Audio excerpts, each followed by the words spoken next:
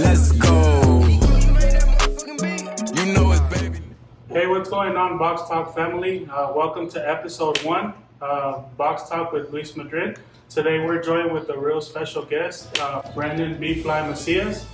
And let's go ahead and get started. I hope you join us for the ride and grow with us, and we're going to have a lot of fun today, okay?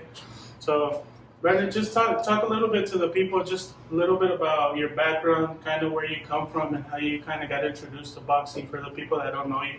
Oh, well, way back. I was probably 7, 8 years old. Ended up going to Sonny's boxing gym. That was when I first went to a gym. And I just watched it for the day to see how it was going. And then they said, "Do you want to do this?"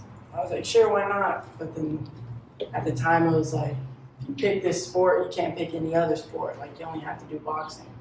So I said, "All right, hell yeah, let's do it." So ever since then, I put on the gloves. It hasn't changed. It's been the dream ever since. So never changed at all, because I know because boxing's a real like a selfish sport, I guess if you want to call it that, a jealous sport. Yeah, boxing, they say it's a jealous girlfriend. But overall, the sport's done. There's been some lows, there's been some highs, but in the end, every boxer's dream is just to achieve a big world title, or just achieve whatever their goal is. But mine is a world title for sure. And throughout the way, did you at least even play a little bit with other sports in high school or middle school, or No. just straight up boxing the whole time? I've never done any other sports, man. It's always been boxing. For sure. I always wanted to play other sports, but it's just like boxing is your whole, that's your day. It's not, you can't pick any other sport. They say jokes like, "Oh, boxing's your girlfriend, boxing this." But literally, it's like, when I see kids at school, it's like, "Oh, I'm just gonna go home and chill." I'm like, damn, that was never my, boxing's not seasonal. That's what my football players compare their sports. I'm like, we go hard all year around. This isn't no seasonal stuff, so it's just different. They have time to take a break and build back up. Ours is going hard all the way through. We might take 2 weeks off, but when we get back, it's like we have to get back right where we left off. So I never had time for any other sports. Understood, for sure. And can you tell us a little bit about where you're actually from? Because I know for the most part it sounds like everything's Phoenix, but then I think on your page, I think I see some stuff about Texas and California. Yeah. Well, me being from Phoenix, I have a lot of Phoenix pride, so I guess there's a little bit of jealousy in there that you might be from somewhere else. But I represent the 602. You already know I always do that. But at the end of the day, I have Texas roots. That's where I was born. I eventually moved back to Texas, but right now I'm in Arizona. But Texas, that's where my heart's at. It's always gonna be home, So, but I am Texas. I'm from Texas. I'm from a small town called Panhandle. Well, more like border, but now it's Panhandle. But it's I don't know. A lot of people know it. A lot of people don't. There's a town called Amarillo. It's probably an hour away. It's the closest town to all those. The town only has probably 500 people in it. So I'm from a small town, but I'm just making a name for myself. how old were you when you made it out here? Do you remember? About 7 or 8 years old. Literally, I remember moving here. That's when I started boxing pretty much. Oh, okay. For sure. That's cool, and that's good, I guess, that you kind of, I don't know if you want to say relate with everybody. That's why people love you everywhere, Texas, California, Vegas. Whether it's here or any other fight, when it's fight week, you see Brandon taking pictures left and right. Yeah. I've been a witness to it myself, being at real small local fights, being at big fights, it doesn't matter. I remember when I went to the Ray Beltran and Pedraza fight. I think you fought on that fight. You were one of the undercards. It was honestly one of the most amazing experiences to fight at home, especially on a big card under Ray Beltran. I know the victory didn't go his way, but it was still a great blessing to be on his card. Sure. So it was. You got a great knockout that fight too. Oh yeah, I think that was one of my best knockouts to this day. It was just a great day, great win overall. Sure. Was that like your second or third pro fight? I believe that was my third pro fight. So That was cool. Yeah, I definitely remember that event was a lot of fun. Even though, like you said, I was rooting for Ray, and it didn't happen. But it's cool. It was a great show. You can hate on so much on like the win or who didn't get the win, but at the end of the day, both of the fighters went out, give everything that they got, and the better man won. It's not so much about he sucks, he's a bum, because in boxing, no one's a bum. You're stepping in that ring. It doesn't matter if you're the A side or the B side. You got to pay your respects to the opponent because he's stepping in there. He knows he's not going to win, but he's still taking that fight.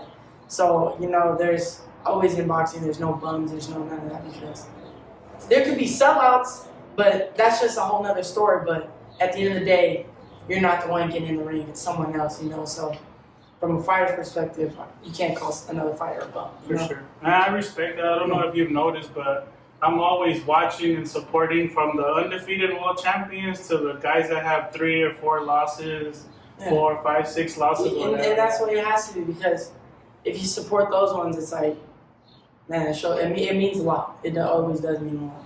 For sure. Sounds good, man. Well, now that we know a little bit about that, can you? I know you were a very decorated amateur. Can you talk to us a little bit about maybe some of your bigger accomplishments, if you remember your record a little bit? Because I know with the amateurs it's crazy. There's hundreds of fights, and a lot of people don't really remember perfectly everything. Yeah, with the amateurs, it was just a really big like fight once. You fight every other week pretty much. You'd be like, okay, I'm fighting this week. We got fights next week. And it'd be like that way all the way through. The amateurs were fun. I'll tell you that right now. The amateurs were so fun. National tournaments, going to those national tournaments, being around these a lot of these big names now is a lot of people that I grew up with. They might have been older than me, but I went to those tournaments. I would see them. Mikey Garcia, I'm cool with his mom, like everything like that. And it's like, we're just like, it's such a small world of how like boxing is, how small the world is. And it's just like I think right before I came out, I went to the USA Nationals. I lost in the finals, so I was number 2 in the nation. Before I turned pro, I still had the number 2 seed all the way up until I was pro. So, and that was like, I believe like 108, 114, I don't remember. It was just I believe for you to go pro and you to be successful, you have to have that amateur background. So there's only like 1 in a million, like Sergio Martinez. Dude is just a phenomenal athlete. And he started super late. Yeah, exactly. He was just a phenomenal athlete. Had skills that took time for many. For me, it took years. For him, it took a couple months. Yeah. And I just think I feel like with the amateur background that I have that much more of a step up. Or if there's levels, I have that much more levels than a lot of other fighters, because I've been with a lot of other fighters. I have that amateur background. Right. For sure. Yeah. I kind of see it as kind of like for pro athletes, as far as like the NBA and football and all that stuff. I feel like going to college is somewhat what gets you there. I know it's only 4 years compared to like a lifetime, but I feel like it's the same thing. I feel like, not to get too much off track and go into another sport, but I feel like, for example, like the NBA and stuff like that, that's why a lot of the fighters a lot of the players aren't maybe as good anymore, because they're just amazing during college and they just play 1 year and then they go straight to the pros, and then it's like they're 18, 19 years old playing against these grown men, and it's not the same thing. I see where you're coming from on that, but then again, you got to remember, like, there's college level and there's pro level. You can see it in football, you can see it in any other sport, you can see it in amateurs, you can see it in the pros now, especially with basketball. It's just like, these kids are good, they have really a lot of potential, and it's just like, we need to get them out there, but it's all about the learning process. And like you're saying, like, you would need that 4 years to learn and do all that, and then come out and do the pros and still be a beast at that NBA level. But for them, it's like, I'm getting paid, I need to do this, because you're not getting paid to play ball in college. What are they paying you to go to school? Honestly, it's coming from me. If they said, I'm 19 years old, we'll give you a $3 million contract, you come play for us. You think I'm going to say no? Hell no. I'm going to say yes. What are my options? Let's see what I can do. Because at that point, I'm not only taking care of myself, but I'm able to take care of all the people around me. So I think that's what's different, and that's why a lot of these ones are like, they're not looking so good as soon as they come in, is because they didn't get that 4-year learning. But then you have natural athletes like Kobe, rest in peace, that was just a phenomenal beast, straight out of high school, straight to the league, and just went off. It's because he had something to prove. A lot of these guys are not coming in with something to prove. They're just, and you can't hate on that. They're just trying to take care of their families. And at the end of the day, that's all people want. They just want their families taken care of. You want yourself taken care of. You can't hate on that. Sure, definitely. And speaking a little bit about the learning process, I would think that having great mentors is something that benefits you a lot. And I want to ask you a little bit about one of your mentors, Mikey Garcia. I mean, for me personally, that's one of my absolute favorite fighters. So I would imagine that that's been an awesome experience. Not just him, but the whole camp, but him specifically, just being how great he is. I'm sure that that's helped you a lot. Yeah, it has. You see the way a champion trains. You see the way he works. You see the way he acts. You see the way he carries himself. And I'm privileged to be signed by his promotional company. It's a truly blessing. If you're watching this, Zach or Mikey, appreciate it. Appreciate the opportunities. But it's just it's honestly a blessing. You know, I get to learn from someone that's so good, and I have someone that's behind me that has a name, that has credentials, that's done it. You know, that's been in my shoes, that's already done it all. You know, and it's just a blessing to have someone like that in your corner. For sure, definitely.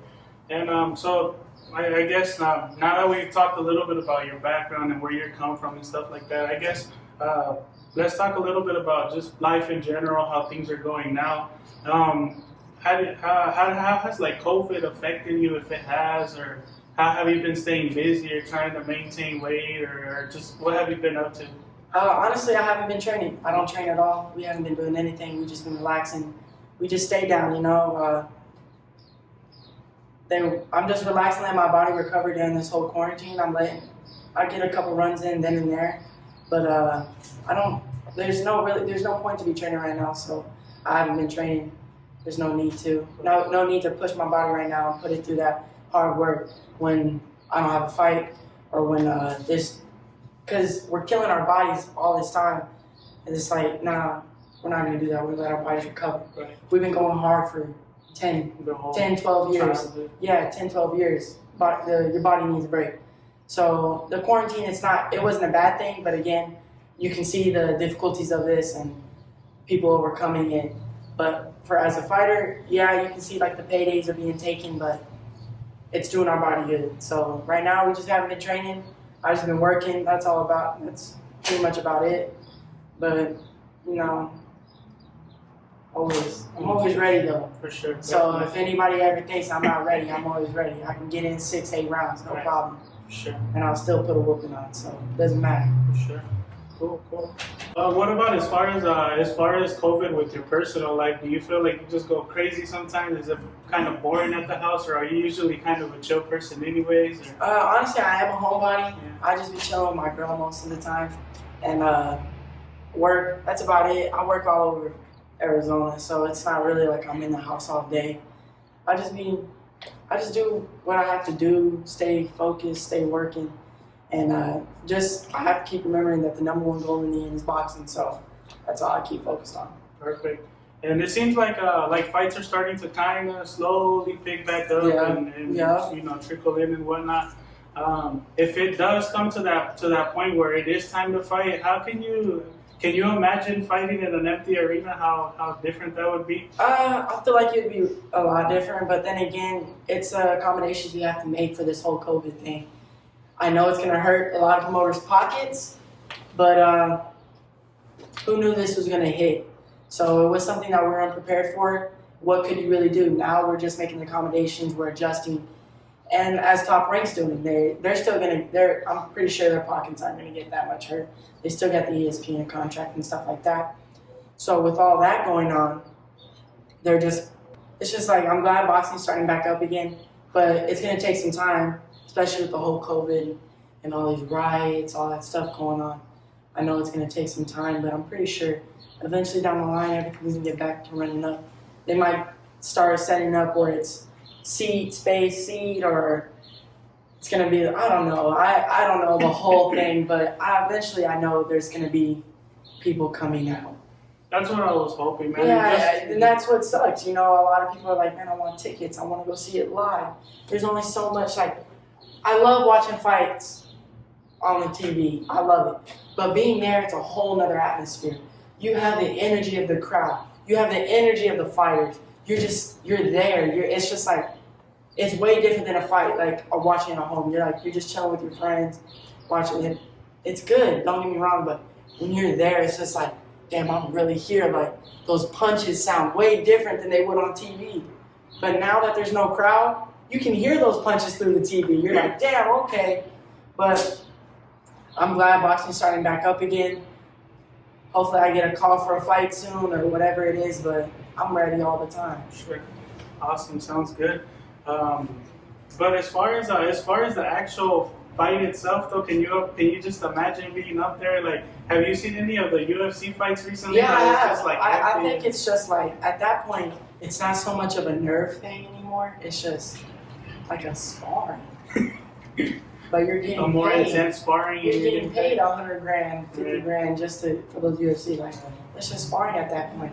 Smaller gloves, but and your record's on the line. But that's about it. To be honest, I obviously we haven't seen the boxing one yet, so we'll check it out on Tuesday. Well, I'm going to check it out on Tuesday when the top rank card fights comes on. But from what I've seen for the UFC fights, I don't feel like I missed out too much from watching on TV because the crowd is like blacked out, so you can't really see that there's no people. The announcers are doing a great job. They're real loud when something happens. You almost kind of forget that there's no people there. The only time where you do recognize it is whenever they introduce the fighter. You're usually used to those superstars, like they say their name and it's like the name, and then it's just dry, just quiet. So I mean, every company's different, obviously, but I know like with Top Rank, they have like Andre Ward and all those guys. They do a phenomenal job. So hopefully it's going to be the same thing. Yeah, I believe so.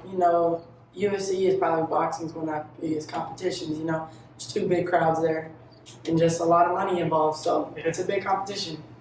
But I know it's going to be good. So no worries. For sure. Sounds good, man. And just to get not to get into too much detail, but what are your just overall thoughts about everything going on with the riots and the the injustice with the police and stuff like that? Has that? I'm gonna say one thing: all lives matter. I'm not with or against police.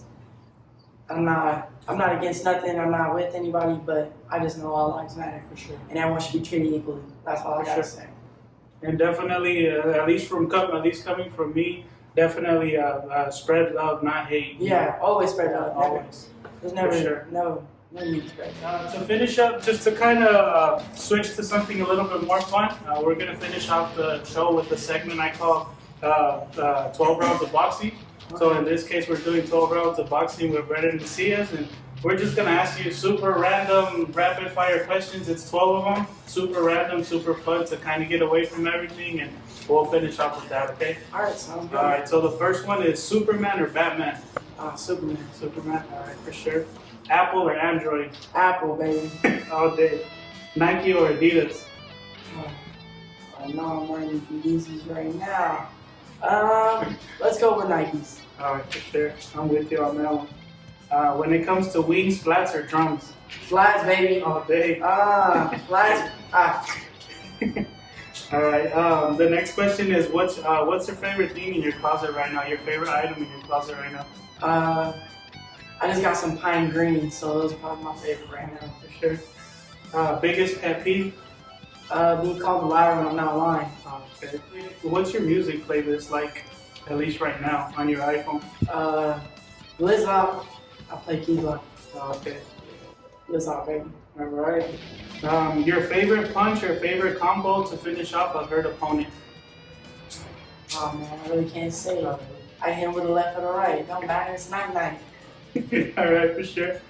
Do you have a pre-fight routine? Yes, I do. I do have a pre-fight routine. We're gonna keep it on the low. If you want to ask about it, you can ask about it. But I just have a do. I have to eat pasta. I have to eat spaghetti before I fight.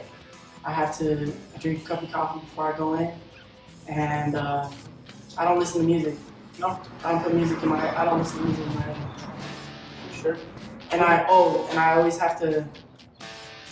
I don't tie my shoes, but I have to wear my shoes into the arena, like my boxing shoes, not my regular shoes. Like I don't come in a fit. I come in my boxing shoes to every fight. Straight to the fight. Yeah, I don't come in like tennis shoes and then I always come in my boxing shoes to the fight. For sure. Cool. The next thing is who would play you in a movie? Me, I'm an actor. I can play it all. All right, for sure. Maybe that's something we'll look into in the future after boxing. Hopefully. For sure. If you had one superpower, what would it be? Teleporting. Alright. And then the final one is super random. I don't even know if they have this outside of Arizona, but Sam's Club or Costco? They have Sam's Club and Costco in California. So, oh man. I like Costco. I don't know. I'm gonna go with Costco. I'm going Costco. I feel like it's honestly kind of the same thing for the most part. Yeah, it really is, but I don't know. I just like Costco. For sure, man. It's pretty close to me. Alright, man, for sure. Well, hopefully this thing takes off, man, and if it does, we make history, man. You're the very first person ever on the show. Of course. I appreciate you guys having me. Thank you, Boxtalk with Luis. I'm telling you right now, just keep your head down, keep going forward. That's all it's gonna do. You know, rise to the top. It's just like cream, baby. I Rise appreciate to the you. top. Appreciate you. And shout out to my man from Strength 6 merch. I'll go ahead and I'll put the link down in the bio so you could check it out. You could get a Bfly shirt or you can get any of the shirts on there, all right? Much love, much respect to everybody. Stay blessed. Thank you. Let's go.